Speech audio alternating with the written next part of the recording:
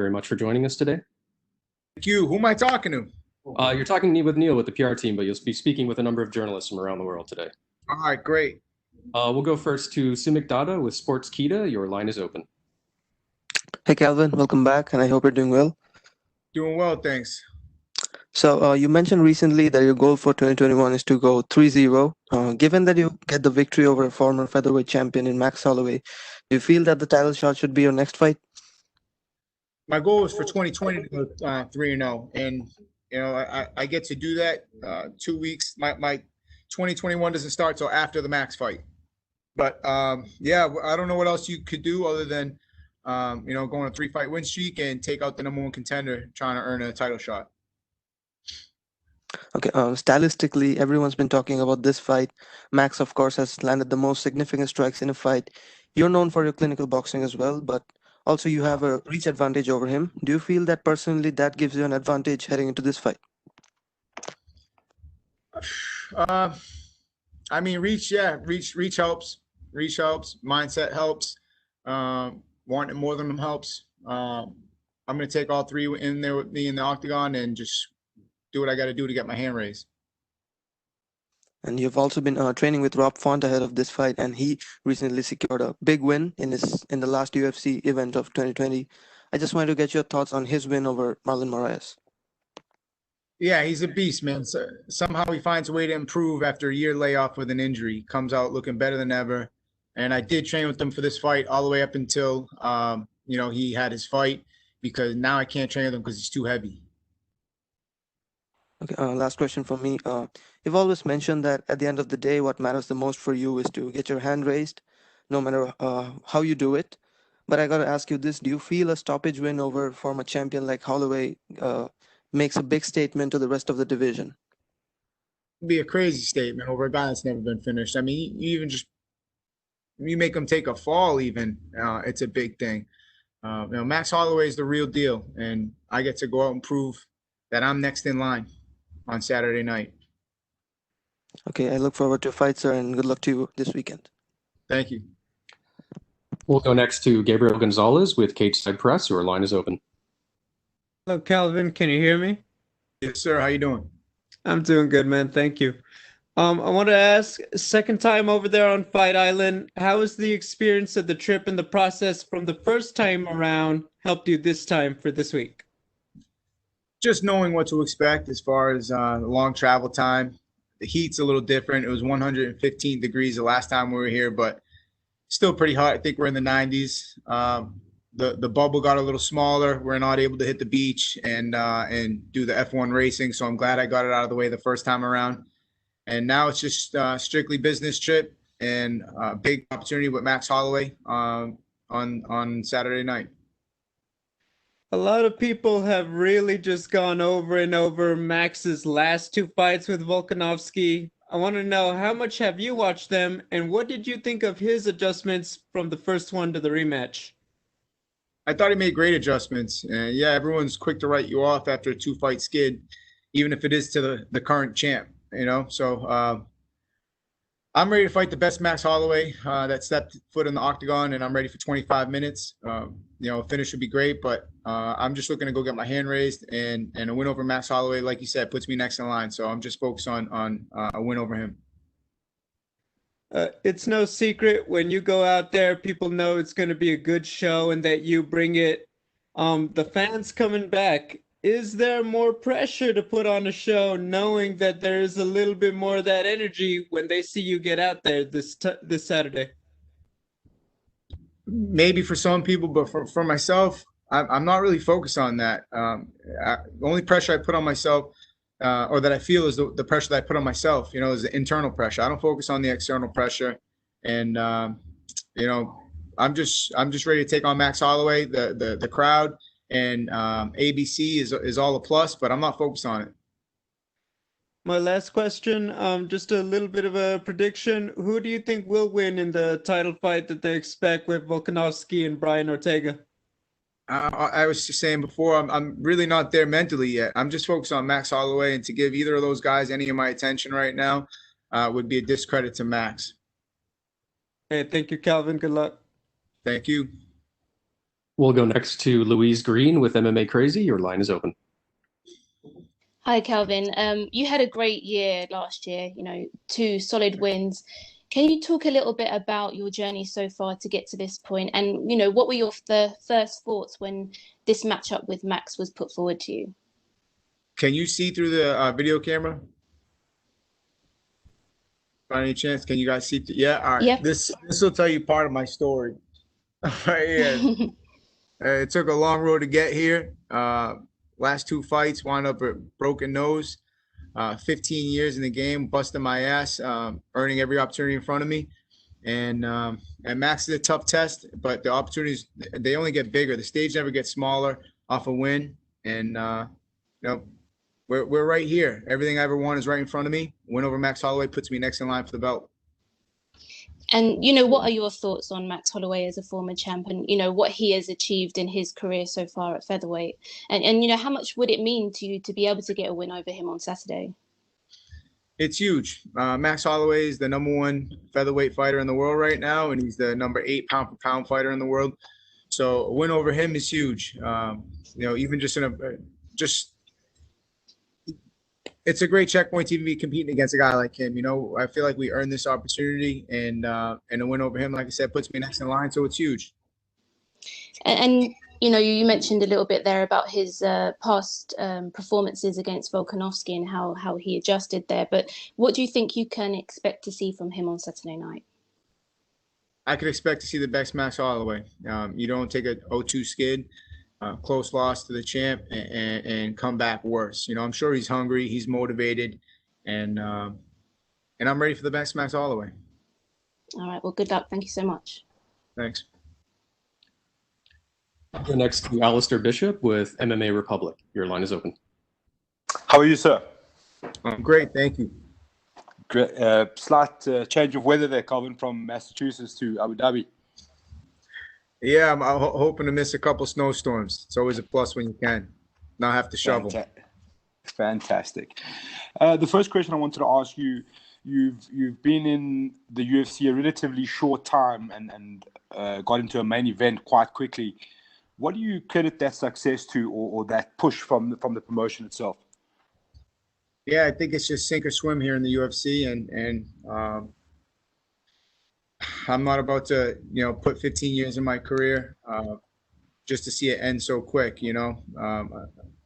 That's what happens. You put in the work, you earn these opportunities, you're ready when they come, and I feel like I'm just fighting like a guy with purpose, and I see everything that I've wanted right in front of me, and it's just forced me to triple down on the work, which is what got me here, and I'm excited to just go compete against the best.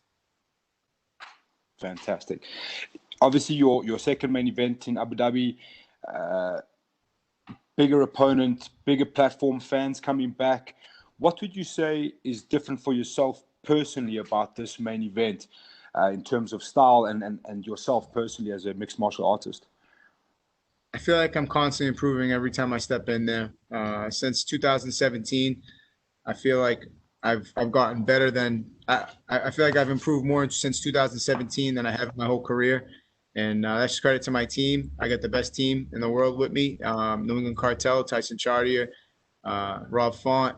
I'm out here with Jake Manini and my brother Jameson. We're out here chasing down goals relentlessly, and I'm with the arm's reach of that belt, and Max Holloway's in my way.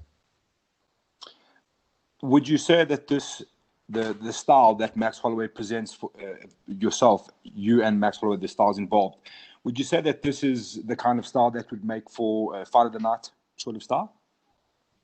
I prefer performance of the night. So, fight of the night, you both take a beating, but it is what it is, man. You got to do what you got to do to get the hand raised, and that's all I'm focused on. Last one for me, Calvin. You've spoken about getting through Max Holloway, gets you straight into the belt contention. You mentioned a bit earlier on, I think in the week before, that a good KO over Max Holloway puts you perfectly in line for the title. Do you think a KO is necessary or an emphatic win is necessary to put your hand up in a pretty stacked division? Not over Max. Maybe against weaker competition, you might have to look impressive, but a win over Max is impressive in itself. Perfect. Thank you, sir. Good luck. Thank you. We'll go next to Damon Martin with MMAfighting.com. Your line is open. A lot has been said about, Max's place in the history of the featherweight division, and obviously no disrespect whatsoever to the current Alexander Volkanovski. Is there something to be said that maybe you're facing, an even tougher challenge here, an even bigger fight with a guy like a Max Holloway? Meaning, is he coming more prepared this time? Meaning in terms of like the magnitude of this fight. I mean, he may not have the belt, but a lot of people believe he's the greatest fighter of all time. Exactly, yeah. And for me, like I said, I always have that uncrowned champ mentality, and the win over Max Holloway gives me that. It's that people still think he's a champ, like you said. So I then would legitimately become the uncrowned champ, and then from there, it only makes sense to take on the winner of that fight coming up in February, March next. Generally speaking, one of the things that Max does so well is he really uses his cardio and conditioning.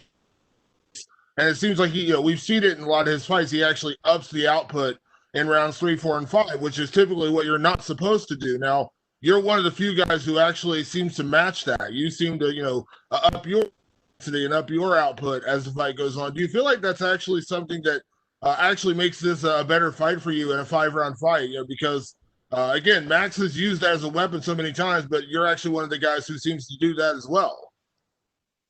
Yeah, I think it all depends also, how efficient you're fighting. You can have the most in shape guys, look like it all depends, man. Sometimes the pressure gets to them and they get that energy dump, or they fight inefficiently and they look exhausted by the third round. Styles make fights. Like I said, we're prepared for the pressure and volume Max Holloway brings, and we expect to fight the best Max Holloway there is.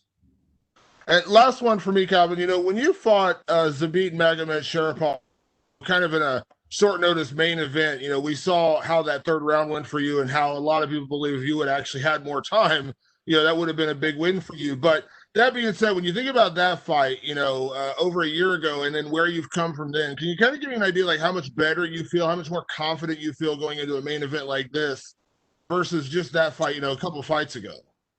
Yeah, just that I've been here before now. This is my third main event.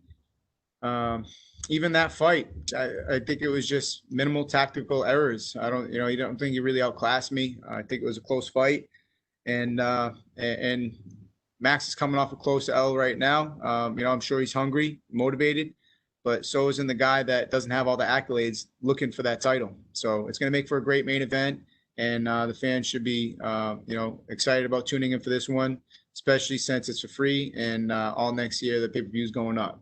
Thanks, Calvin. Yes, sir. Thank you. We'll go next to Omar Mert with S Sport. Your line is open. How are you? Great. Thanks. How you doing? Thanks, man. MMA Junkie choose your coach as the coach of the year, Tyson Chartier. What would you like to say about your coach? Shout out MMA Junkie, knowing what's up. It's great. Tyson's got the same mentality as me and Rob. We're out here with something to prove, chip on our shoulder, and people think that this award probably happened for him overnight, but he's been in the game just as long, put in the work, put in the hours, and it's a credit to him and the work he's done to get this checkpoint for him, and it's well deserved. Some of the MMA fans think you can beat Zabit in a 5-round match. What do you think about this idea, this comment? Which ones don't?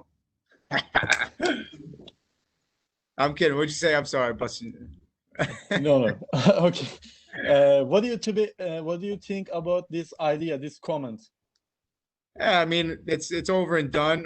When I get the opportunity to go against him next, we'll see what's up. We'll see who, which we're right and which we're wrong. But I think, like I said, minimal tactical errors was wrong in that fight, and I'm excited to get another shot at him. Okay, thank you, Calvin. Thank you. We'll go next to Jordan Ellis with Low Kick MMA. Your line is open. Hi, Calvin. I just want to ask you about Max. He's known for having, a granite chin. Does that kind of influence your tactics for the fight? You're known as a puncher. Do you maybe take some off the shots because he's probably not going to go down, or do you just try and test it? It's a good question, man. I wonder what he's thinking going against mine. I feel like I got the same problem he got. It's gonna make for a hell of a fight. And does your last fight against Dan Ige, does that prepare you for this fight? You know, another guy who just wouldn't go away. You know, you were putting it on him as the fight progressed, and you couldn't get rid of him. Yeah, those Hawaiians are tough, man. Danny Gay got a coconut head, man. He's a tough dude, and that's another one who's got that chip on his shoulder, fighting for something. And anybody that steps in there, fighting for a purpose, they're tough to take out. And I feel like every fight's prepared me for this moment. Okay, and a couple of people have just touched on the Max Volkanovski 2 fight, and you've kind of mentioned it was a close loss, but what did you make of the actual decision? Because it was quite controversial at the time. At the time, I could have thought it might have gone Max's way, but I did have to give the champ credit for stepping up in the 5th round, landing some late takedowns. But yeah, close fight, could have went either way, and that's what happens when you're fighting the best guys in the world. That's why I don't put too much stock in the fact of him going 0-2 in his last 2, and I'm prepared to fight the best Max Holloway that's stepped in the octagon on Saturday. Yeah, just finally from me on Saturday, have you given yourself a chance to, think about with a win, what you do when you get the mic and it's the biggest moments of potentially your career? Have you thought about that moment and what you might do with it? Hopefully I don't do something stupid, but I visualize getting my hand raised and the mic, but I don't know what I'm gonna say when I do it. I just visualize getting my hand raised, and you got to earn that opportunity to speak in the mic, and I always keep that in mind every time I step in there. So I don't get ahead of myself. Got to get the hand raised first. Okay, well, good luck. Can't wait to watch. Thank you. We'll go next to Cote Cruz with Fordwin MMA. Your line is open. Hey, Calvin, do you hear me? Yes, how you doing? I'm doing fantastic. Thank you for your time.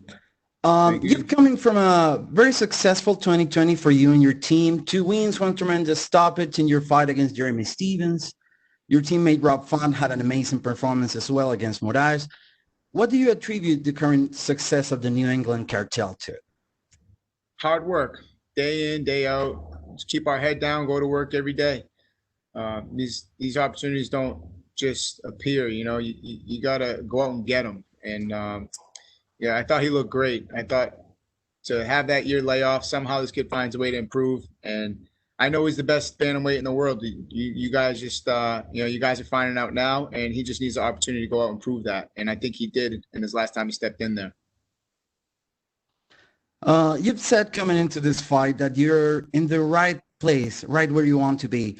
Right now, you're coming back to Fight Island, a place that seems to have some very special properties in terms of getting a guy over, right? A big win here can take a fighter to new heights. Now that you're the main event and the return of the organization to Abu Dhabi, what kind of feelings does this bring up to you during fight week? Just really, I try not to really think about all that. I just think I simplify it. I just focus on Max Holloway, tough fighter, and I got to go out and be the best Calvin Kattar there is to get the job done. That's it, plain and simple. I just got to go out and be the better fighter. Well, you said that Max Holloway was looking past you during the build-up to this fight. Is this something that you still feel? I said he talks a lot about the champ, and to overlook me would be a mistake. Everyone's asking him in the interviews probably a lot about the former champ, and he's responding. And my answer to that is just, all this talk about the former champ, to overlook me would be a mistake, and that's what it is. Absolutely. Well, a very fun side of Fight Island is the hospitality. You posted a series of stories with the welcome kit you got at the hotel.